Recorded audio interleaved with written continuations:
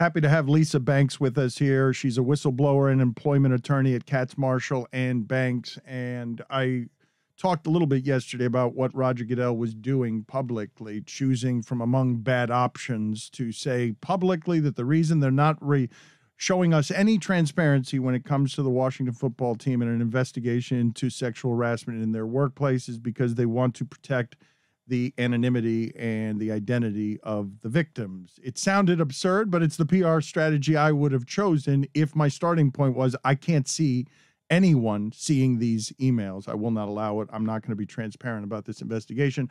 So, Lisa, thank you for making the time for us because your expertise in this matter is comprehensive. It's thorough. How did you react to watching and hearing Roger Goodell put that out as a reason they're not going to be transparent with this investigation? Honestly, I was outraged when he came out with that. It is so patently absurd and disingenuous, and just simply false. It's not true. He completely mischaracterized the wishes and the concerns of my clients. They wanted to understand the findings of the investigation. They wanted a report. So to say that he couldn't put out a report or any of the findings because he wanted to protect them is ridiculous. Who is he protecting? Presumably, he's protecting Dan Snyder and the Washington football team. There's something in those findings that cannot see the light of day, and he's doing his damnedest to ensure that they don't. They've hired you to present legal options to them. So what are the legal options here as you're watching something that is just bold-faced image protection? The legal options, they hired me to help them navigate this process of the investigation to make sure that they were not made targets by Dan Snyder, to protect them through that process and to get them to the end so that there could be some transparency and accountability for what they went through. And we did that and got to the end of the road fully expecting that we would see what those findings were. And obviously they were buried, so we didn't do that. Now our job is to continue to pressure all the various stakeholders that might have an interest in finding out what it is that the NFL is hiding. And that includes Congress currently, other owners, as well as corporate America, to keep the pressure on the NFL because I think everybody understands what they're doing here now. And it's just a matter of exerting whatever leverage we have to force them to do the right thing. Well, what leverage do you have against an organization that powerful that is used to not having to do what anyone says they have to do, whether money involved or not?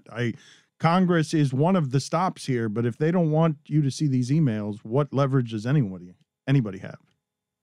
Well, Congress certainly has leverage, and they have subpoena power as well. So if there are hearings, then people are going to be subpoenaed. And let me just say, it's not about just the emails. The emails have gotten all the attention because that's actually what we saw, the John Gruden, Bruce Allen emails. But the 150 people that participated in this investigation didn't go to the investigators with a lot of documents. This was about personal experience.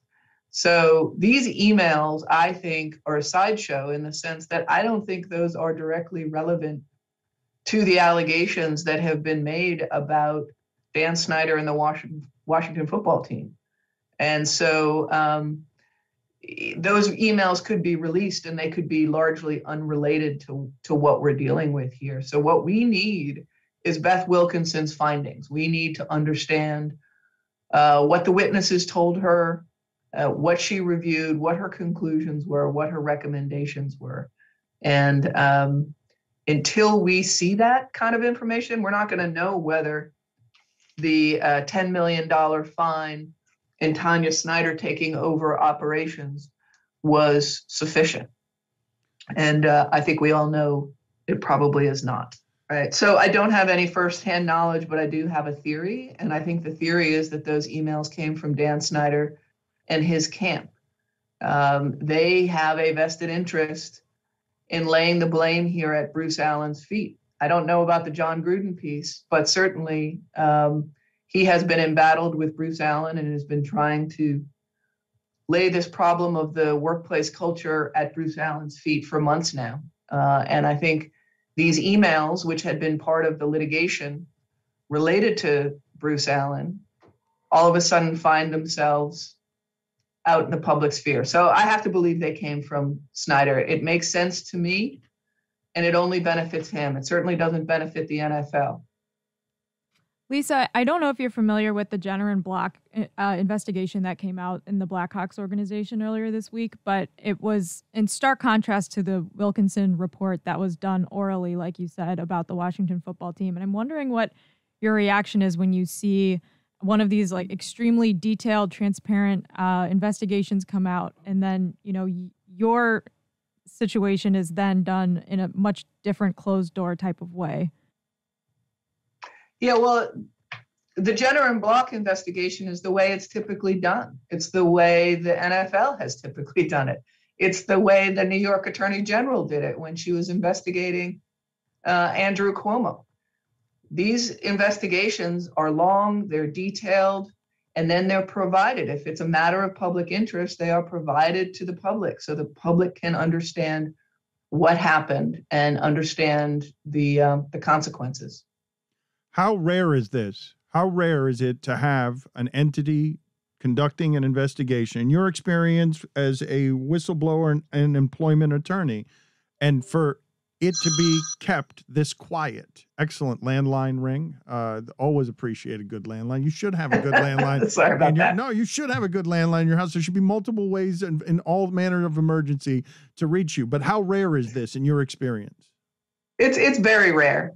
Usually when you're doing an independent investigation, you want to release the results because you want people to understand that this was truly independent and that the results are accurate.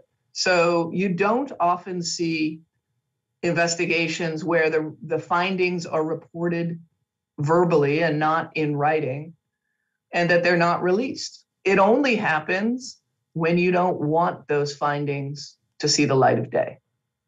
What is your version of the truth here, Lisa, based on the people that you have talked to? What is you're closer to the truth than most of us are. And no matter what people think of you and your client, your version of events here is what?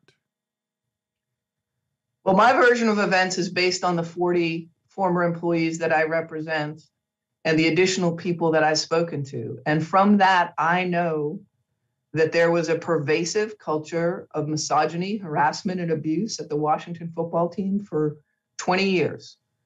It happened at all levels of the organization, from top to bottom.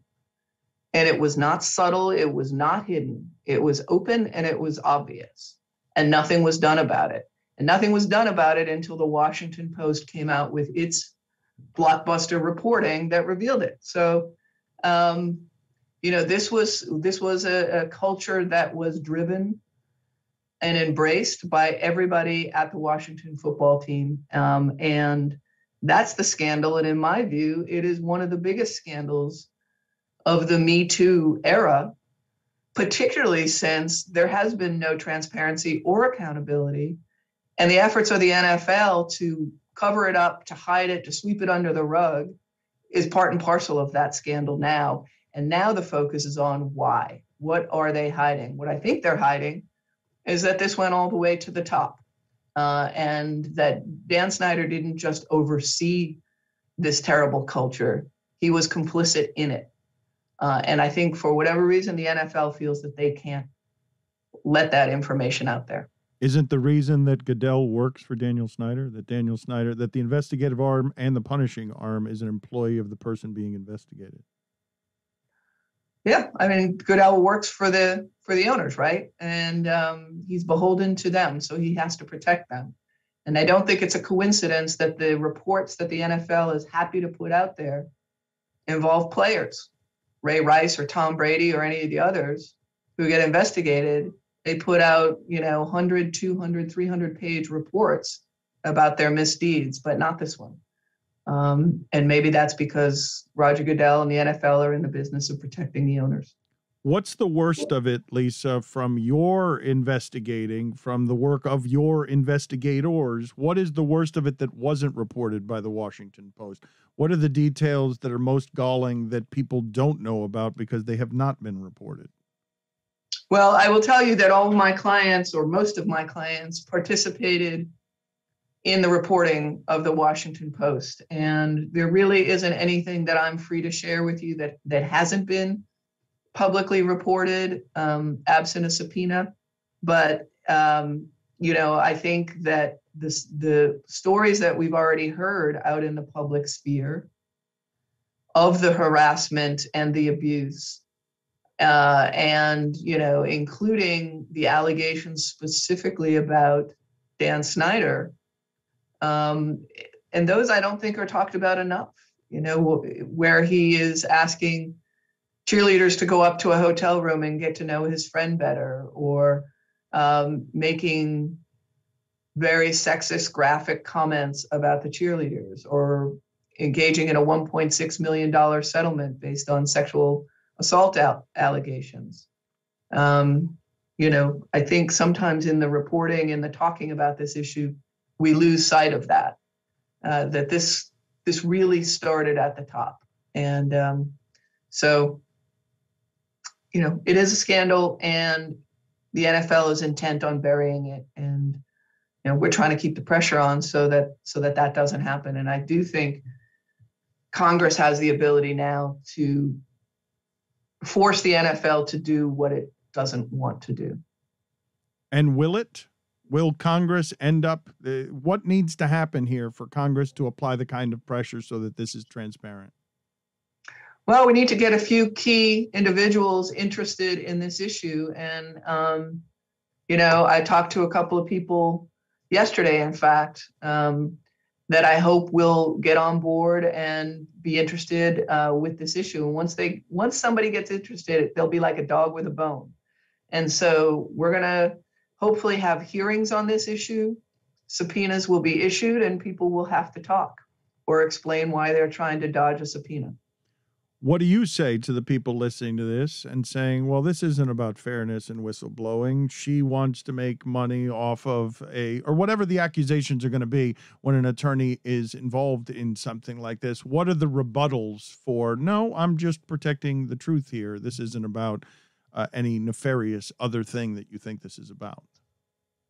Well, the first thing I would say is I've done this work largely pro bono from the beginning. So this is not about money for me. It's not about money for my clients. Most of them don't have live legal claims. What they have done was put themselves on the line to shine a light on something terrible that has gone on for a long time, that has never been revealed before. So this is about shining the light on this kind of abhorrent workplace culture, and to say it can't happen. And if it did happen, there needs to be accountability. And we're in it for that. We need to draw attention to it so these kinds of things don't happen again. So a lot of my work happens pro bono because I think it's an important issue. And this, I think, is an incredibly important issue. So it's not about money for me, and it's not about money for my clients. It's about revealing the truth and making sure there's accountability. And to be clear, your version of the truth is that Roger Goodell got up there this week and said a bunch of gibberish that is meant as cover up to protect. Like it's an absolute in your mind. There's no nuance or qualifiers there. The NFL is covering something up here. You just don't know what it is. Right. His reasoning for this was just simply false. He absolutely can put out a report and at the same time protect the confidentiality of those who want it, because names can be omitted, they can be redacted, they can be anonymized. It happens all the time. So that's not news to anyone. And so for Roger Goodell to suggest that he can't put out a report for these reasons is simply false. Lisa, thank you for being on with us. We appreciate the illumination. All right. Nice to be with you. Thank you.